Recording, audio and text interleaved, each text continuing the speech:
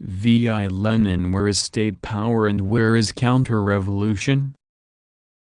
Written on July 5, 1917. Published in Listok Pravdy, July 19, 1917.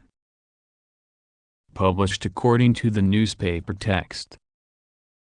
Source: Lenin Collected Works, Progress Publishers, 1977, Moscow, Volume 25, pages 157 to 161. Translated, transcription / markup, R symbol of public domain, Lenin Internet Archive. 2002. You may freely copy, distribute, display and perform this work, as well as make derivative and commercial works. Please credit Marxist's Internet Archive as your source. Read me. This question is usually answered quite simply: there is no counter-revolution at all, or we do not know where it is.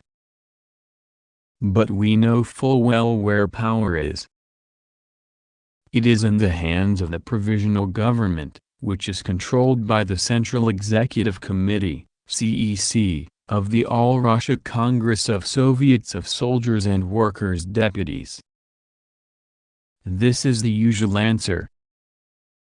Yesterday's political crisis, like most types of crises, which tear down everything conventional and shatter all illusions, left in its wake the ruins of the illusions expressed in the usual answers, cited above, to the basic questions of any revolution. There is a former member of the Second Duma, Alexeinsky, whom the Socialist Revolutionaries and Mensheviks, the ruling parties in the Soviets of Workers, Soldiers and Peasants deputies, refused to admit onto the Executive Committee of the Soviet of Workers and Soldiers deputies until he rehabilitated himself, i.e., until he redeemed his honor. What was the trouble? Why did the Executive Committee publicly and formally deny Alexeinsky its confidence, demanding that he redeem his honor, i.e., declaring him dishonest? It was because Alexeinsky had made himself so notorious by libelous statements that he had been branded a slanderer in Paris by journalists of the most diverse parties. Alexeinsky did not bother to redeem his honor before the Executive Committee. He preferred to hide himself in Plekhanov's newspaper Yedinstvo, appearing first under initials, and then, after he had plucked up courage, under his full name. On July 4, yesterday afternoon, a few Bolsheviks were warned by friends that Alexeinsky had laid before the Petrograd Journalists' Committee some new malicious libel. Most of those who received the warning ignored it completely, treating Alexeinsky and his work with disdainful contempt. But one Bolshevik, Jugashvili, Stalin, a member of the Central Executive Committee, who as a Georgian Social Democrat had known Comrade Chkyaidze for a long time, spoke to the latter at a meeting of the CEC about Alexeinsky's new infamous slander campaign.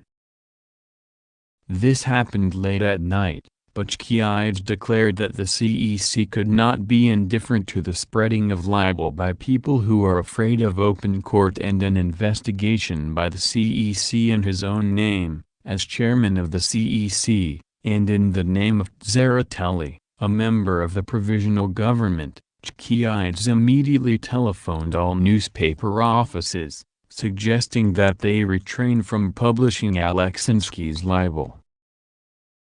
Chkyaidze told Stalin that most papers had expressed readiness to comply with his request, and that only Yedinstvo and Rek had kept silent for a time. We have not seen Yedinstvo, but Rek has not printed the libel. As a result, the libel appeared only on the pages of a petty, yellow, and to most intelligent people completely unknown paper, Zivoslovo number 51, whose editor and publisher signs himself A. M. Amansky. The slanderers will now answer before the court. In this respect things are quite simple. The absurdity of the libel is striking. A certain ensign of the 16th Siberian Rifle Regiment by the name of Yermolenko was dispatched, on April 25 to us behind the front lines of the 6th Army to agitate for the speediest conclusion of a separate peace treaty with Germany. Apparently, he is the escaped prisoner of whom the document published in Zivoslovo says. This commission was accepted by Yermolenko on the insistence of the comrades. From this alone you can judge how little faith can be put in an individual who is dishonorable enough to accept such a commission.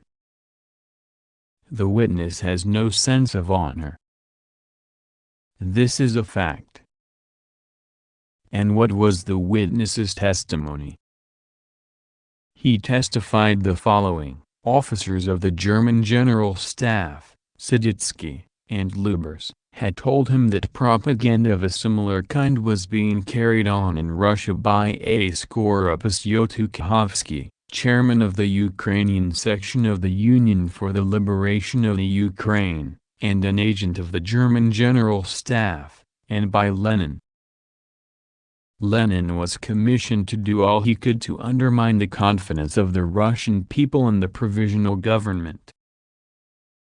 Thus the German officers, in order to induce Yermolenko to commit this dishonorable act, shamelessly lied to him about Lenin who, as everybody knows and as is officially stated by the entire Bolshevik party, has always rejected most emphatically, consistently, and unconditionally a separate peace treaty with Germany. The lie of the German officers is so obvious, crude and preposterous that no literate person would even for a moment take it for anything but a lie. And a politically literate person would be even more certain that to associate Lenin with an individual like Yotukhovsky, and with the Union for the Liberation of the Ukraine is particularly preposterous. For both Lenin and all other internationalists have repeatedly dissociated themselves publicly from this dubious social patriotic union during the war.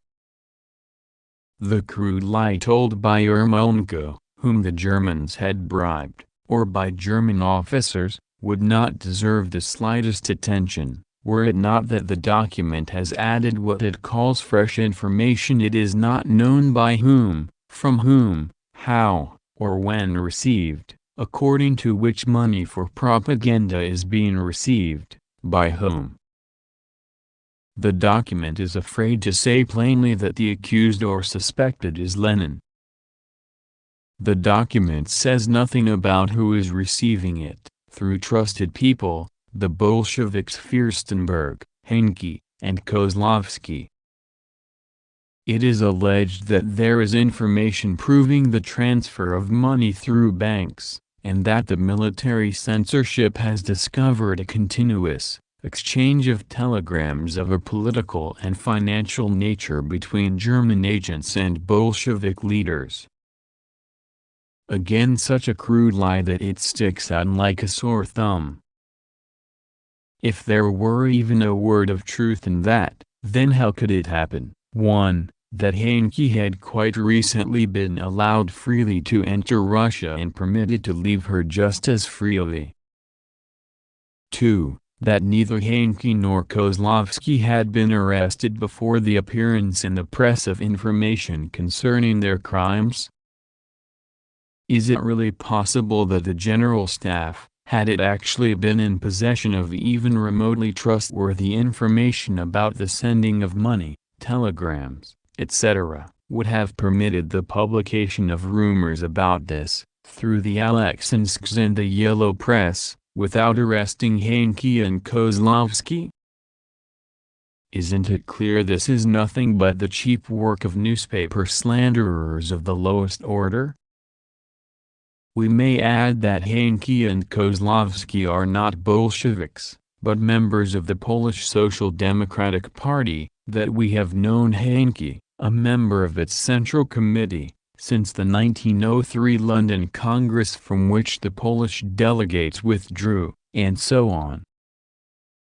The Bolsheviks never received any money from either Henke or Kozlowski. All that is a lie, a complete, vulgar lie. What is its political significance? First, it indicates that the Bolsheviks' political opponents are so low and contemptible that they cannot get along without lies and libel. Secondly, it provides us with an answer to the title question of this article. The report about the documents was sent to Kerensky as early as May 16. Kerensky is a member of the Provisional Government and the Soviet, i.e., of both powers. May 16 to July 5 is a long time. The power, if it really were a power, could and should itself have investigated those documents, interrogated the witnesses, and arrested the suspects. The power, both powers, the Provisional Government and the C.E.C. could and should have done this. Yet both powers are inactive, while the General Staff is found to have some sort of relations with Alexinsky, who was not admitted to the Soviet's Executive Committee owing to his libelous activities. The General Staff, at the very moment of the cadets' withdrawal, permits, probably by accident, the handing over of its official documents to Alexinsky for publication. The power is inactive. Neither Kerensky, nor the Provisional Government, nor the CEC so much as think of arresting Lenin, Henke, or Kozlowski, if they are under suspicion. Last night, July 4th, both Chkyaidze and Tseretelli asked the newspapers not to print the obvious libel. But just a little later, late at night, Polovtsev sent military cadets and Cossacks to wreck Pravda's offices, stop the paper's publication, arrest its publishers, seize its ledgers, on the pretext of investigating whether or not suspicious funds were involved. At the same time that yellow, base, filthy little rag, Zivo Slovo, printed foul libel to arouse passions, revile the Bolsheviks, create an atmosphere of mob violence, and afford a plausible justification for the behavior of Polovtsev, the military cadets and the Cossacks who had wrecked Pravda's offices. Whoever does not close his eyes to the truth cannot remain deluded.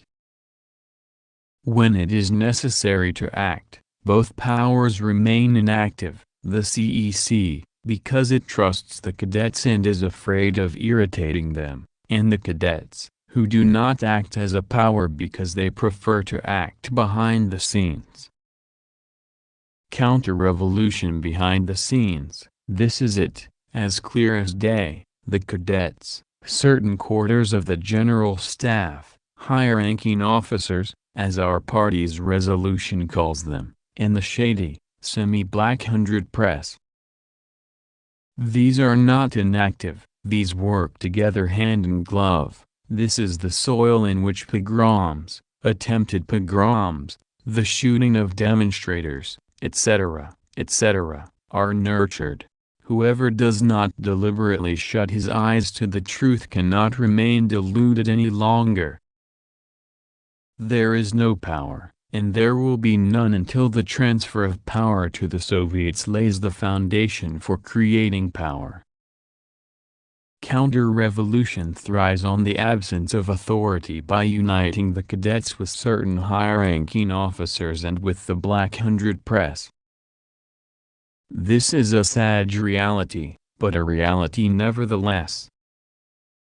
Workers and soldiers. You must show firmness, determination and vigilance. Notes Lenin is referring to the massive demonstrations that took place in Petrograd on July 3 and 4, 1917. The soldiers, sailors and workers took to the streets, being angered by the provisional government sending troops into an offensive that ended in defeat, as might have been expected. The movement began on July 3 in the Vyborg district with the action of the 1st Machine Gun Regiment. It threatened to develop into an insurrection against the provisional government. Just then the Bolshevik Party was against all armed action, for it considered that there was no revolutionary crisis in the country as yet. The Central Committee meeting held at 4 p.m. on July 3 resolved to refrain from action. A similar resolution was adopted by the Bolsheviks' Second Petrograd City Conference, which took place at the same time. Conference delegates went to the city's factories and districts to restrain the masses from action. But action had already begun and there was no stopping it. In view of the mood of the masses, the Central Committee, meeting in a joint session with the Petrograd Committee and the military organization, resolved late on the evening of July 3 to join in the demonstration in order to lend it a peaceful and organized character. Lenin was not in Petrograd at the time. Being ill as a result of sustained overwork, he had gone to the country for a few days' rest. Getting word of the events, he returned to Petrograd on the morning of July 4 and assumed political leadership. During the day of July 4 he addressed the Kronstadt sailors from the balcony of Kshizynska's palace. His speech played an important part. It called on the sailors to exercise restraint and be staunch and vigilant. Over 500,000 people took part in the July 4 demonstration. They carried Bolshevik slogans, "All power to the Soviets," etc. They insisted that the Central Executive Committee of the Soviets take power into its hands. But the SR and Menshevik leaders refused to take power. With the knowledge and consent of Menshevik and SR Central Executive Committee, the provisional government sent military cadets and Cossacks against the peaceful demonstration. The troops opened fire. In addition to them, the provisional government called in counter-revolutionary units from the front line to smash the demonstration. A meeting of the Central and Petrograd committees held on the night of July 4-5 under Lenin's leadership resolved to discontinue the demonstration in an organized fashion. It was a judicious measure by the party, which knew how to retreat in time and stave off the defeat of the main revolutionary forces. The Mensheviks and SRS virtually took part in and abetted the counter-revolutionary butchery. They joined the bourgeoisie in bearing down on the Bolshevik Party. Pravda, Soldotska Pravda and other Bolshevik papers were closed down by the provisional government, and the printing plant of Trud, acquired with money collected by the workers, was wrecked. The workers were disarmed, and arrests, house searches and riots took place. The revolutionary-minded units in the Petrograd garrison were sent off to the front line. After the July events, power in the country was fully taken over by the counter-revolutionary provisional government. The Soviets became a mere appendage to it. Dual power was at an end. So was the peaceful period of the revolution. The Bolsheviks were faced with the task of preparing for an armed uprising to overthrow the provisional government. Lenin is referring to the following fact: upon his return from abroad in April 1917, G. A. Alexinsky, a slanderer and plotter, began to contribute to the Bourgeoiskaya Volya, all socialist newspapers having refused to have anything to do with him, and proffered his services to the Executive Committee of the Petrograd Soviet of Workers' and Soldiers' Deputies. The Executive Committee adopted the following decision: in view of the facts regarding G. A. Alexinsky's activity that have become known, the Executive Committee does not see its way to admitting him into its institutions. Should I wish to rehabilitate himself, the Executive Committee will not be disagreeable to taking part in an investigation. Živo Slovo, the Living Word, a yellow daily newspaper with black hundred leanings, published in Petrograd from 1916. In 1917 it campaigned rapidly against the Bolsheviks. The October Revolution put an end to its publication. The Union for the Liberation of the Ukraine was founded by a group of Ukrainian bourgeois nationalists in 1914, shortly after the beginning of the First World War. Expecting Tsarist Russia to lose the war, the Union sought the Ukraine's secession from Russia and the establishment of a bourgeois and landowner Ukrainian monarchy under German protectorate. Less than backward forward greater than Works Index, Volume 25, Collected Works, LIA Index,